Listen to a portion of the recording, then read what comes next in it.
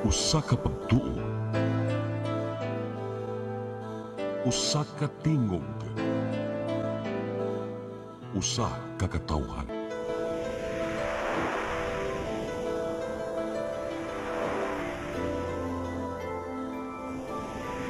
Cebu Catholic Television Network.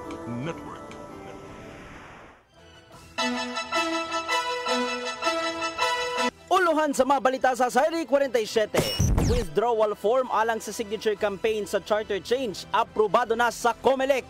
Pagsaka sa presyo sa mga produktong petrolyo karong sunod semana ipatuman. Mga responsable sa mga piki nga bomb threat gukdon sa Mandawi City PNP.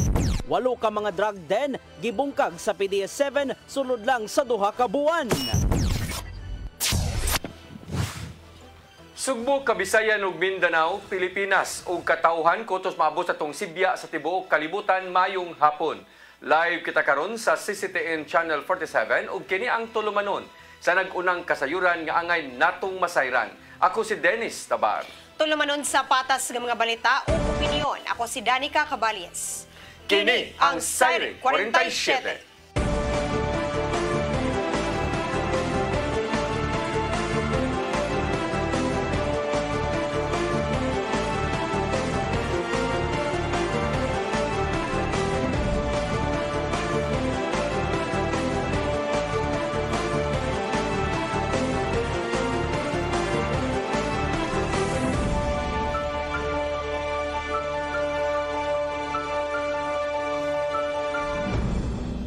O karon sa kumpletong detalye sa atong mga balita, withdrawal form alang sa signature campaign sa charter change giaprobahan na sa COMELEC.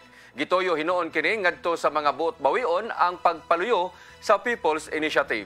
Ang kasayuran ihatod ni Gian Navarro.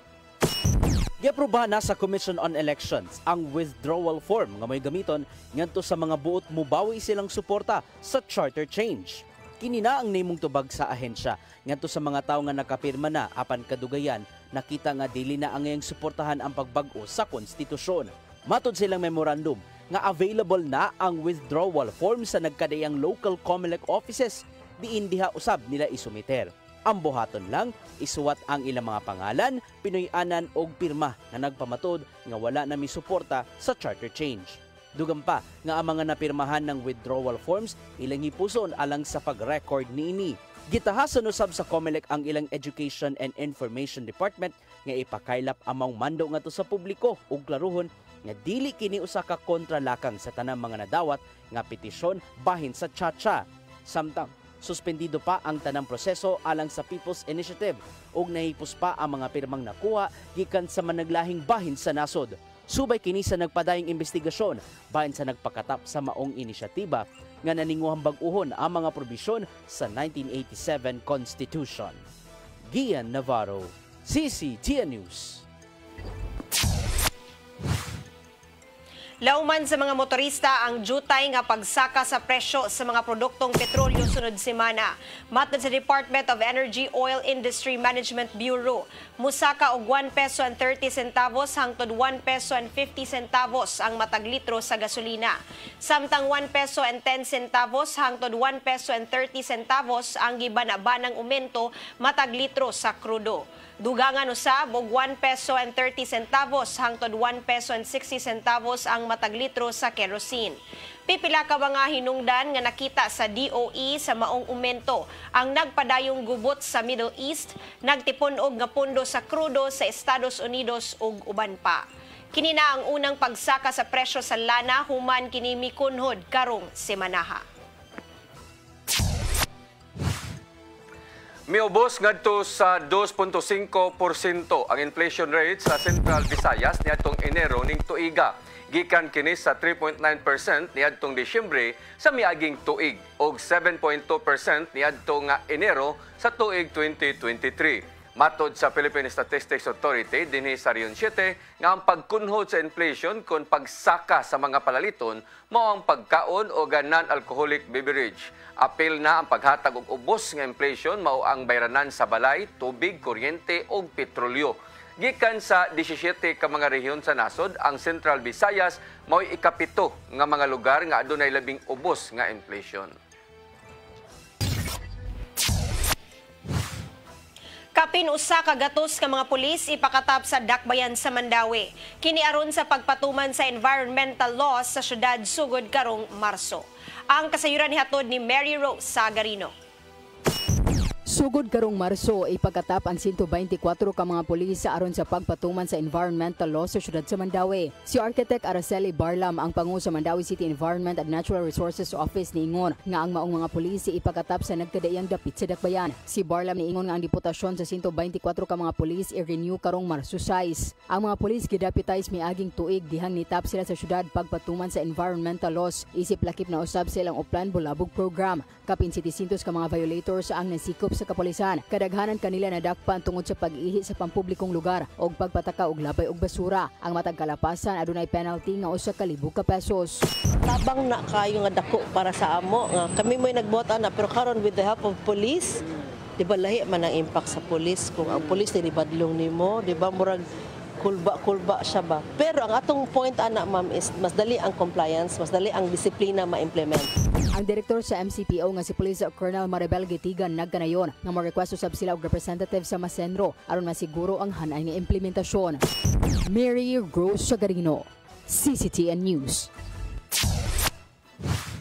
Lapu-Lapu City napili isip usa sa tulo ka mga pilot areas alang sa Project Solo program sa Department of Social Welfare and Development. Kini tungod kay nakita sa DSWD-7 nga andam ang syudad alang sa maong programa. Ang kasayuran ihatod ni Crystal Joy Filerca. Usa ang Lapu-Lapu City nga maswerteng napilian isip pilot area sa Visayas Region alang sa Project Solo. Usa kini ka proyekto sa Department of Social Welfare and Development para sa mga solo parent. Tulo ka areas lang ang gipili nga lugar sa nasod isip pilot areas. Kauban sa Lapu-Lapu mao ang anda sa Pangasinan ug Panabo City sa Davao del Norte. Matod ni DSWD Field Office 7 Regional Director Shalane Marie Lucero, ang Lapu-Lapu kwalipado mahimong pilot area tungod kay andam na kini alang sa maong programa. We chose Lapu-Lapu because number 1, taas the incidence of solo parents. Number 2, ang Lapu-Lapu is very supportive to all the programs of the Department of Social Welfare. So when we do pilot project, importante mo guna key factor kayo ang kakayahan sa local government unit. They have also the manpower to support in the implementation. Kaya ining sugod na to sa project, kinahanglan na siya separate office, na siya manpower, na siya ana nga mga potential. So, Lapu-Lapu kasi.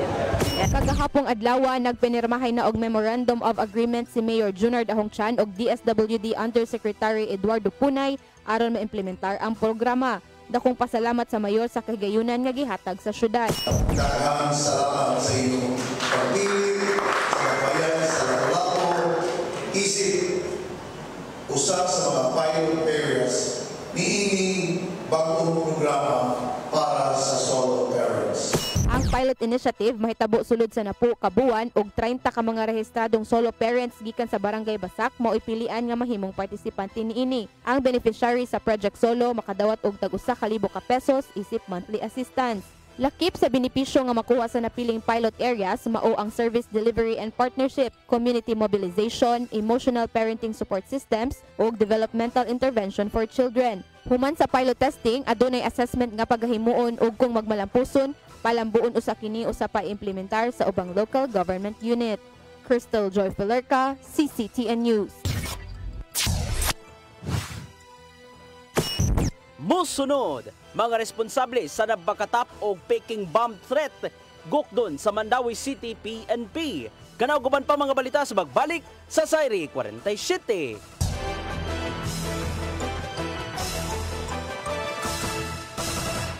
Ako si Mr. Rudy Romares, electrical subcontractor ng maong building. Ani adto nga wala pa kong mugamit ug ko'y sakit akong tuhod, iglakaw na ko. Akong mga lutaha, no? Labi na gikan ta sa overtime. Di sa ko ganahan mo kaon, nindot na ang resulta kay karon mo agi ta sa rampa diha, no? Maglakaw ra jud ko. Mga batan-on nga mauwahin akong lakaw kay kusog na ko mulakaw tungod sa paggamit nako sa koy. So ay mo gamit sa koy kay nindot kay resulta. Daghang kay salamat sa koy herbal capsule. Barato na, epektibo pa. Koy Herbal Capsule.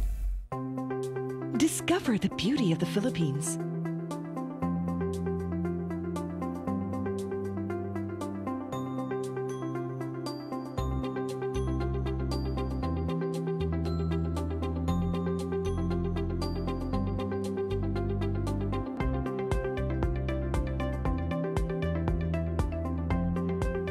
with Philippine Airlines, the country's flag carrier.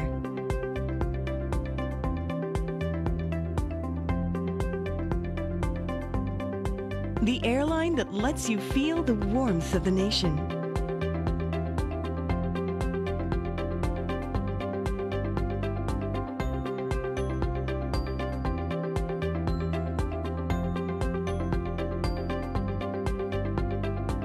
Mabuhay!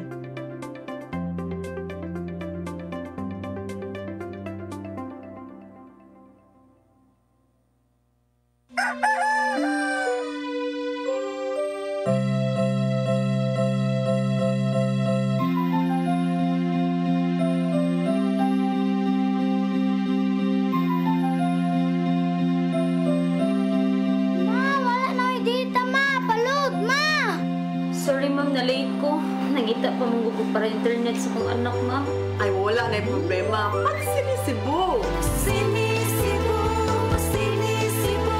For your internet connection. And for the signal of your cable TV. So fast and straight the transmission to your home. Sinisibu. Sinisibu, Sinisibu. Offers you to have fiber optics. For your viewing experience, perfect and clear so far. So great and affordable for you to enjoy. Sinisibu. Sinisibu Television Network Incorporated offers fiber to the home broadband internet bundled with fiber to the home cable TV connection. Sinisibu Television Network Incorporated with its operation in Metro Cebu and the whole province of Cebu soon. And affordable for you to enjoy. Sinisibu.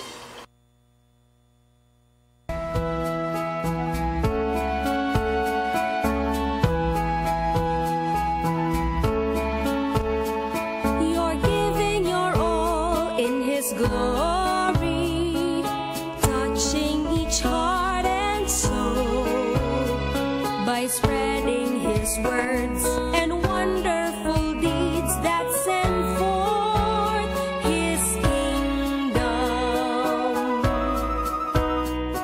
It's love that you feel, that you care for all who have gone astray. You show them the way that leads to His full of love. It's love in action, true love, faith in action.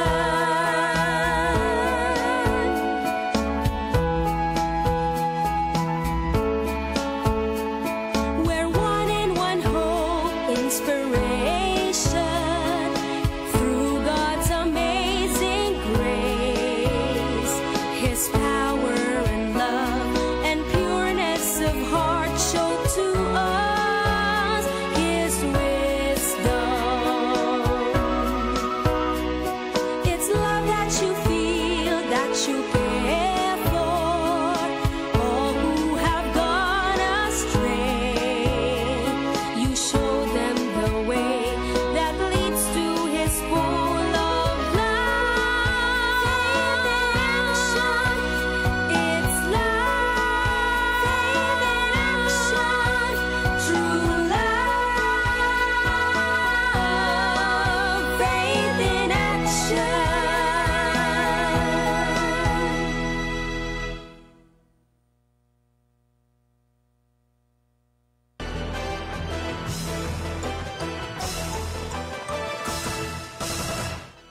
Balik sa ato mga balita, Konsel Jerry Guardo misusi sa nagpadayon nga demolisyon sa skywalk nga nahimutang sa Osmeña Boulevard. Kini aron mapadali paghuman niini human nga nakasinati og dakong problema sa dagan sa trapiko dinhi sa dakbayan sa Subo. Ang kasayuran ihatod ni Sherisa Mayoy.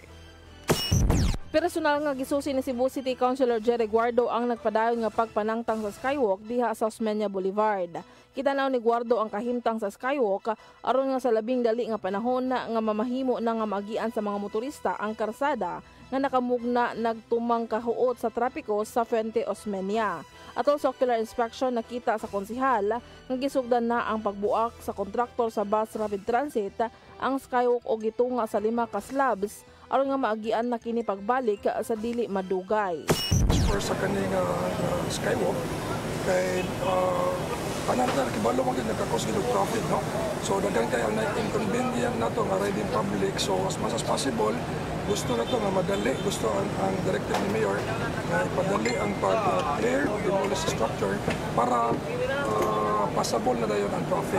Makita nga ginayhinay na og tangtang sa kontraktor ang haligi sa skywalk aron nga mahimo nang magamit easy footbridge sa pipila ka barangay sa syudad nga nanginahanglan niini.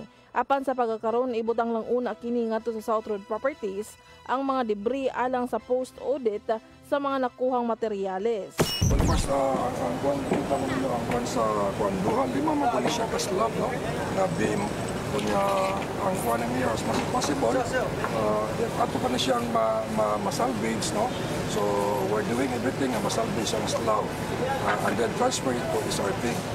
Kuwan, bantanaw lang o usable pa ba siya o dili na depende na lang sa itong mga structural engineer po. As much as possible ang mga objective right now na mag-clear lang yun siya.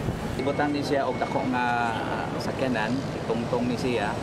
Ini paligduha siguro ni kini usa ka half ani niya itungtong usa ka. Yan gabi ini sa buhaton kay murag kung sa dako mo. Di man sa moto pag traffic. Gitinguha nga mahuman ang pagpanangtang og pwede na maagian sa mga motorista ang Osmeña Boulevard sa Lunes. The last day nga kuha nila kay ang ilang timeline, mahuman naman nila mga Saturday, Sunday, mahuman naman nila ang remove ang kaning the whole stretch. So Friday naman karon, then weekend naman Saturday, Sunday. By Sunday, mahuman na siya, pasabol na siya by Monday. Sherry Zamay-Uy, CCTN News. Mandawi City Police Office ni bahad sa mga tao naghimo og pekeng hulga sa pagpamomba nga ilang guknon. Subay kini sa namugnang karatol ug gahasol tungod sa false bomb threat sa mga tunghaan ug buhatan. Ang kasayuran hatod ni Mary Rose Sagarino. Gipahimangnuan sa Mandawi City Police Office ang mga tawo nga naghimo og peke nga bomb threats bahad sa direktor sa buhatan nga si Police Colonel Maribel Gitigan nga ilang seryosohon ang matag hulga nga madawat og mukatap. Ana ka seryoso ang PNP kung mag mo binuang dili pud mo namo lungan. No? Imagine ka kung magpakatap ka gingana ang kulba sa mga tao. Dili na mabayran. Sa Mandawi City, ayaw mo binuang diri kay we mean business here. No? Kung kinsay may sala, dapat manubag. No? That way, makuha yun nato ang kalinaw. Iauhag usab niini ang mga tawo nga dili magpakatag og dili verified nga impormasyon aron dili makamugna og kalisang sa mga tawo. Ang nikatap nga peke nga bomb threats kagahapon nakamugna og kabalaka sa mga tawo labi na anaa sa tunghaan og opisina sa gobyerno. Ang City Investigation and Detection Unit ug Intelligence Unit ang padayon nga nagimbestiga aron masuta ang gigikanan sa email og ma-validate ang email address. Ang mga tawo nga magpakatap og sayop nga impormasyon o muhimo og mga hulga may kalabutan sa bomba, pabuto o susama niini ang mahimong mapriso hangtod sa 5 ka tuig og makamulta moabot sa 40,000 pesos subay na sa Presidential Decree 7127. Pasalig sa direktor ngadto sa publiko nga ang MCPO nagmonitor sa sitwasyon og hugot nga nagpahigayon og anti-criminality operations sa aron mamintinar ang kalinaw ug kahapsay sa dakbayan. Samtang ang Department of Education sa Mandawi niauhag usab sa mga principal sa paghimo og regular nga unannounced drill sa ilang tunghaan. Every now and then, kaga mga estudyante para na kaso maingin na lang ta direct code na lang something nga kana mo na wala siya code sa bombing, so bombing threats, so automatic ang mga principal mukanda og drill nga according to the police and advice pag gihapon nga mamana no kana pura lang earthquake drill ba ibutang ang mga bata sa ground, inspect ang ground, ibutang sa ground mga bata o niya itawag din sa police ang nearest police stations nana for to check for the safety of the security of the students. Mary Rose Sagarino, CCTN News. Kapitolyo nakigalayo na sa National Museum of the Philippines aron ibalik ang mga nawala nga pulpit panels gikan sa simbahan sa Bulhoon. Kini human nga nasigpatan sa publiko nga ang maong mga butang sa National Museum didto sa kauluhan. Ang kasayuran ihatod ni Gian Navarro.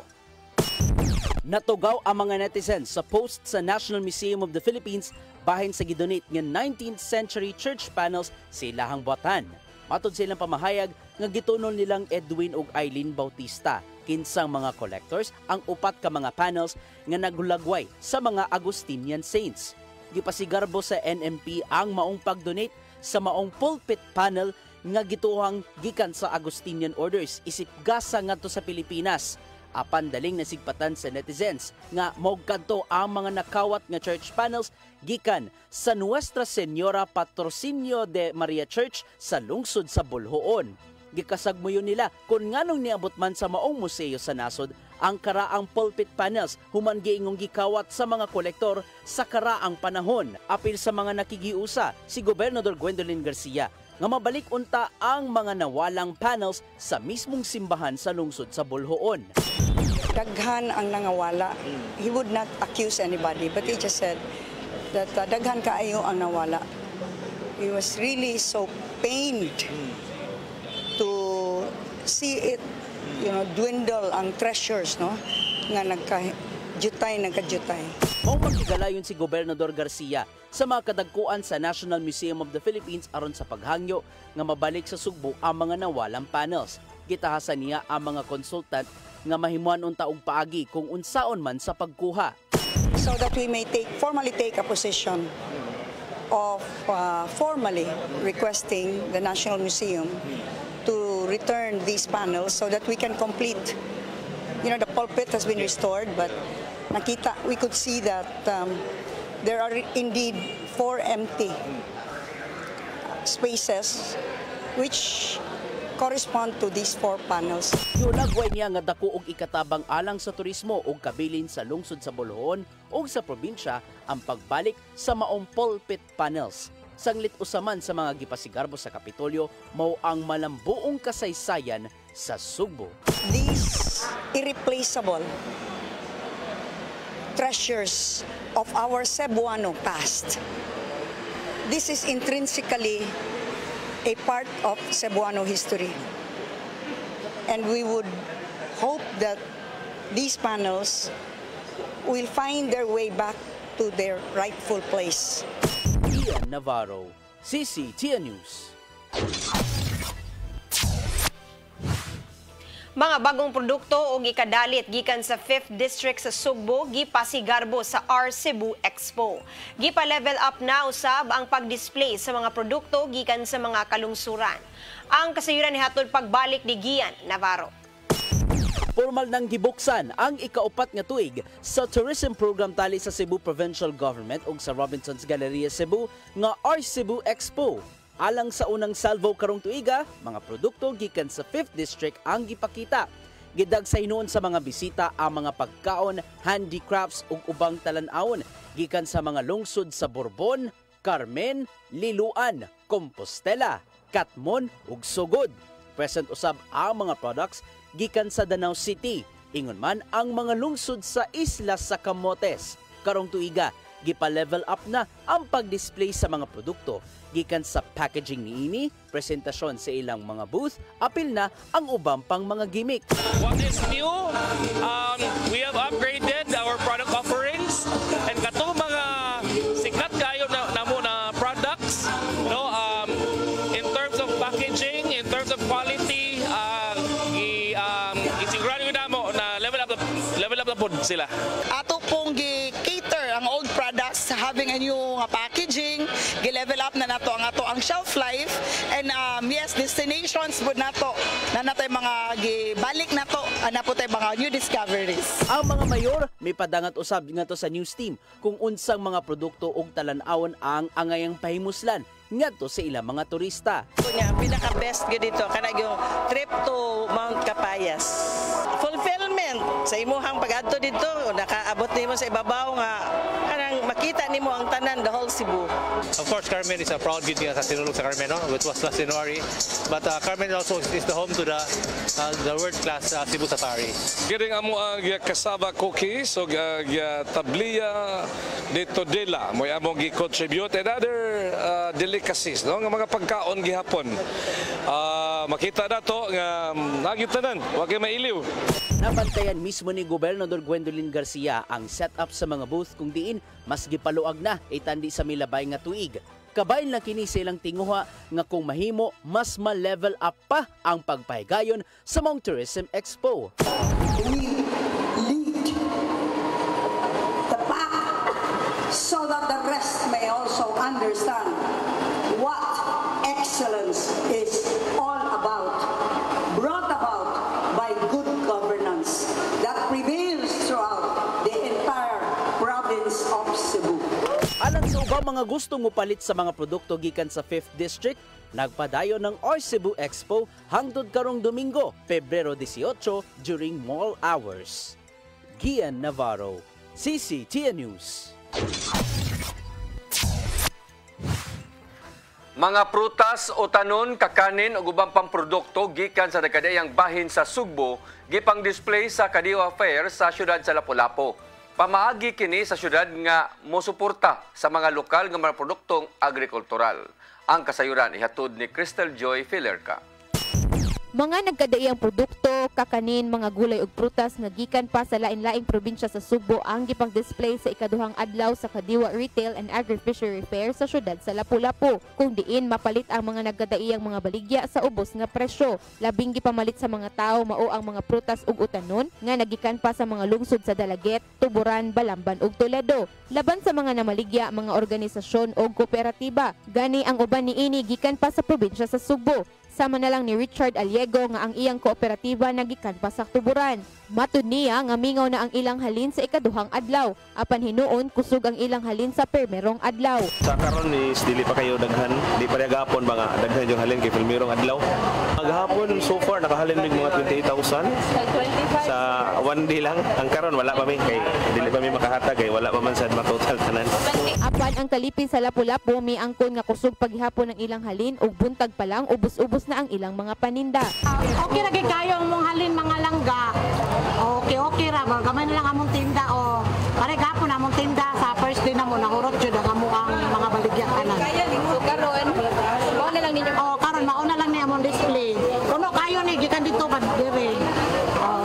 Daghan gibig mga halin na ron. Tumbong sa maong Kadiwa Fair dili lang ang pagpamaligya sa ubos nga presyo, apan pamaagi usab ni sa syudad sa Lapu-Lapu nga masuportaan ang lokal nga produktong agrikultural. Crystal Joy Filerca, CCTN News.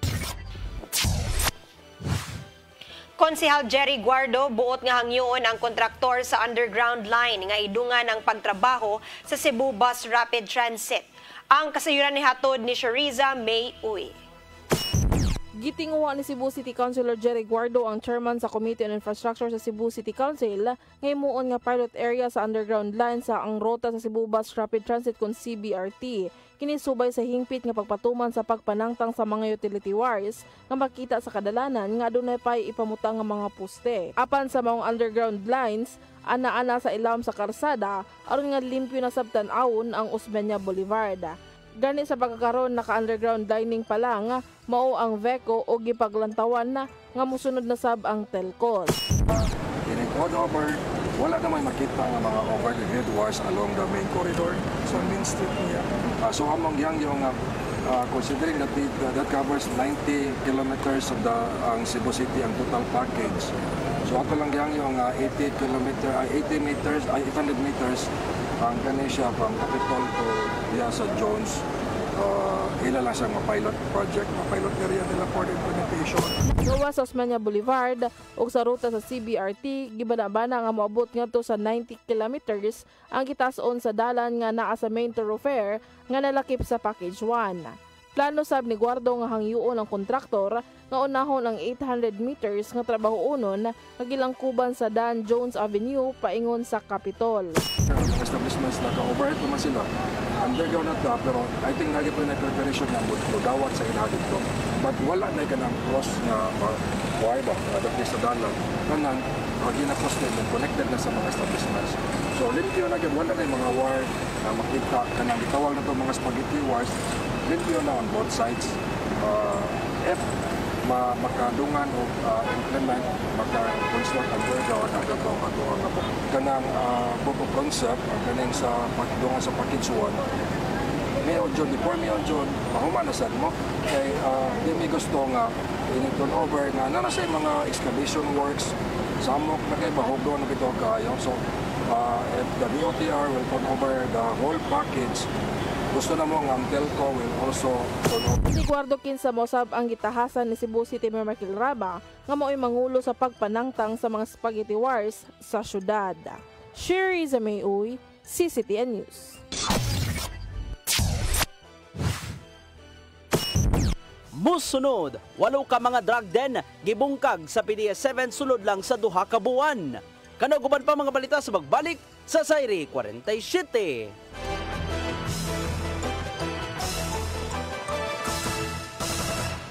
Ako si Mr. Rudy Romares, electrical subcontractor ng maong building. Ani adto nga wala pa ko mogamit og ko'y sakit akong tuhod, iglakaw na ko, akong mga lutaha, no. Labi na gikan ta sa overtime. Di sa ko ganahan mo kaon, nindot na ang resulta kay karon moagi ta sa rampa diha, no. Maglakaw ra jud ko. Mga batan-on nga mauwahi na kog lakaw kay kusog na ko mulakaw tungod sa paggamit nako sa koy. So ay mo gamit sa koy kay nindot kay resulta. Daghang kay salamat sa koy herbal capsule. Barato na, epektibo pa. Koy Herbal Capsule. Discover the beauty of the Philippines.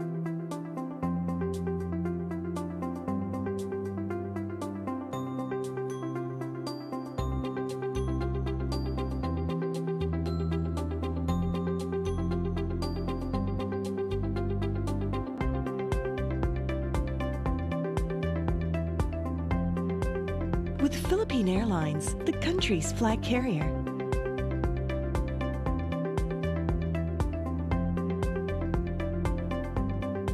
The airline that lets you feel the warmth of the nation.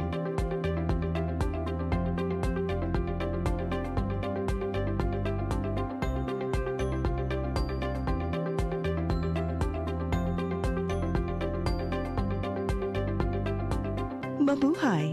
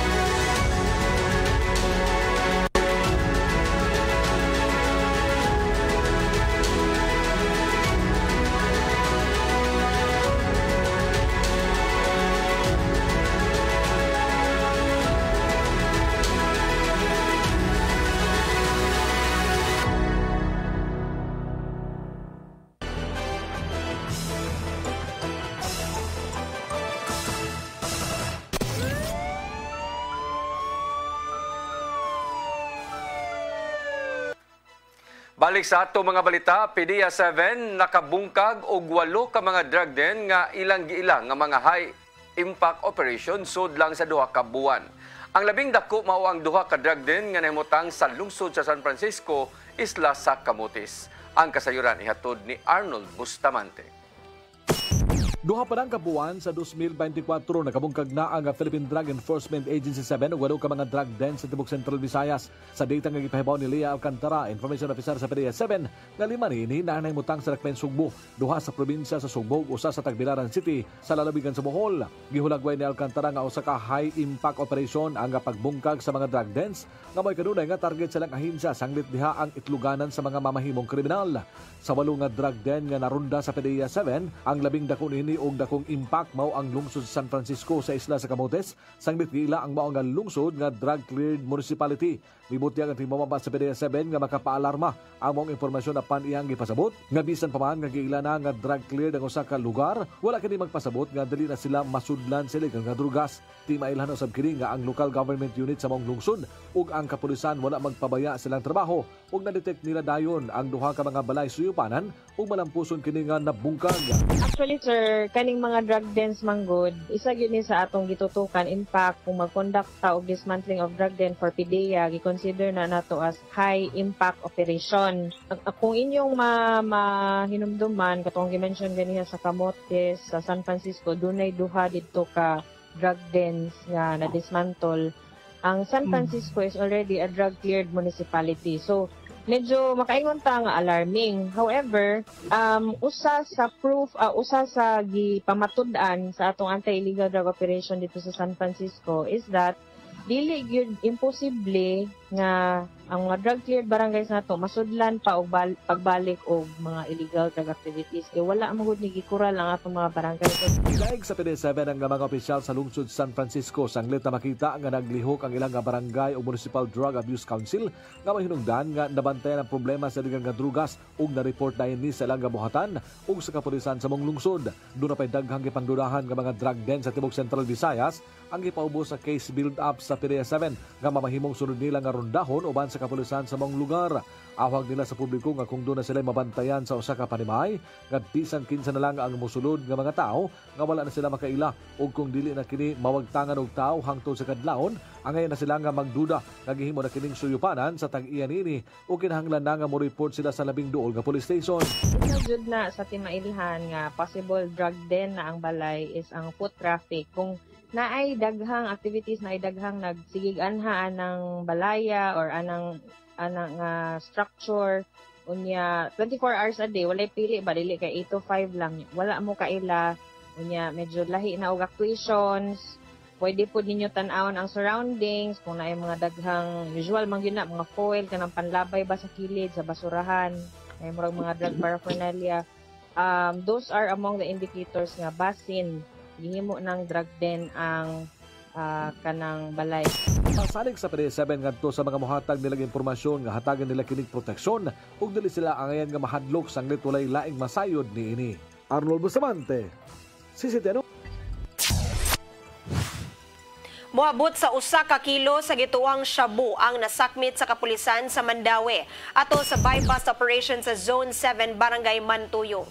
Sikop ato sa operasyon si Sydney Dayalimas alias Rakrak, taga Carcar City. Nakuha gikan ni Dayalimas ang mga putos sa shabu nga mobalor og 6.8 million pesos. Nasayran nga ang dinakpan adunay nagkadaiyang criminal records sama sa pagpangawat, ilegal nga paghupot og armas ug homicide. Sa niaging semana, niabot usab sa 7.6 million nga kantidad sa shabu ang nasakmit gikan sa duha ka high-value individuals. Yeah, hopefully, kini nga operations nato kay sunod-sunod nga natay dagko nga mga nakuha. Ang impact ani sa community nga dili na dapat sila magpadayon diri sa sa Mandawi. Kay the PNP in Mandawi is really working, no? We strengthen our operations as regards the illegal drugs. Kay nakahibaw man taon sa impact ani sa community kung dili ni nato mapugnan.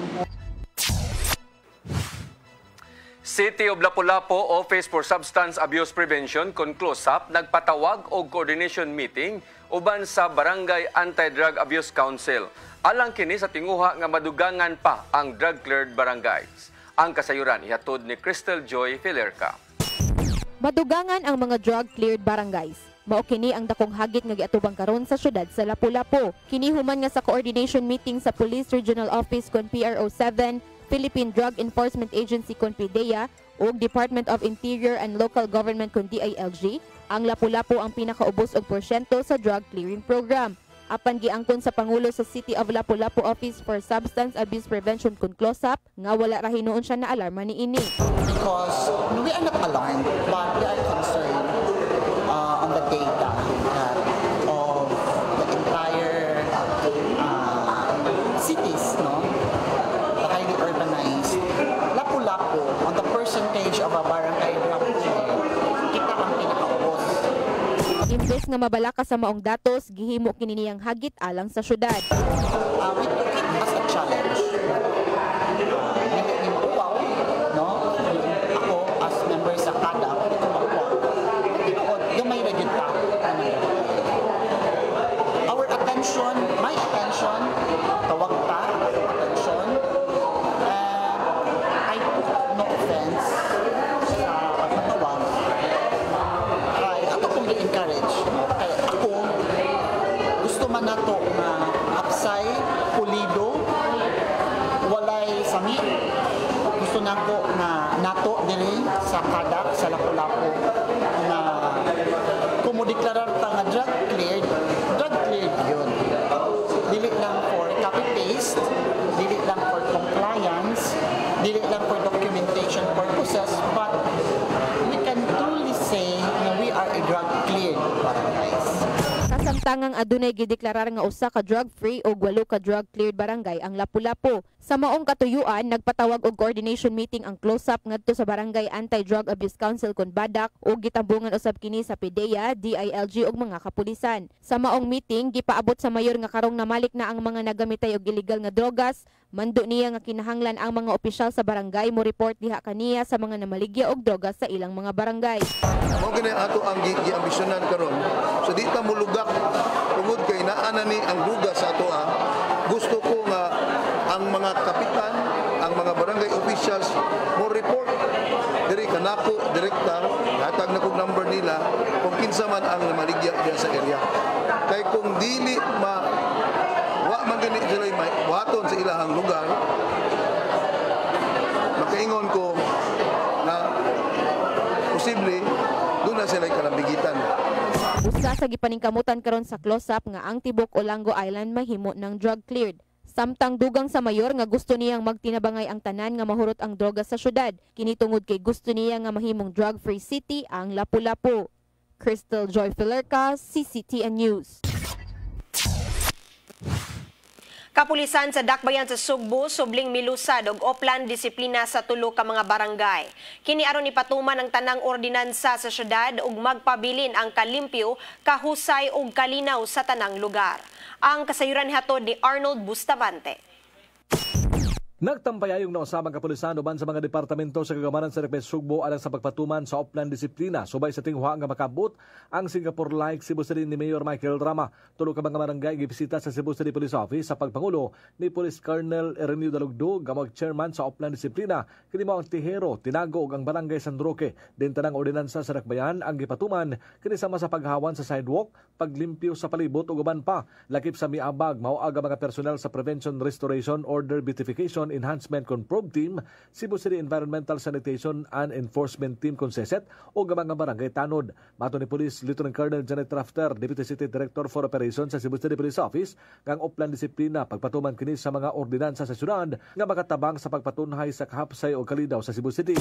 Sa security po nato is naata ang mga tanod, ang atong mga kapitan, anaa po diha sa safety is the traffic and the CCTO and the proof team. But again, these are just some of those who are included in that executive, in that kuan kanang Oplan Disiplina Task Force. Kanindumduman nga si Cebu City Mayor Michael Rama miluwat og executive order nga gitawag og Oplan Disiplina nga gilangkuban dili lang sa kapulisan apan apil na ang ubang departamento sa Cebu City Government nga in charge sa safety and security. Giangkon sa CCPO nga dako kini nga hagit kanila ang maong proyekto sa syudad kung unsaon nga mamintinar kini kamay hinungdan nga higalayon sila sa mga barangay officials aron makatabang nga magpadayon ang maong programa.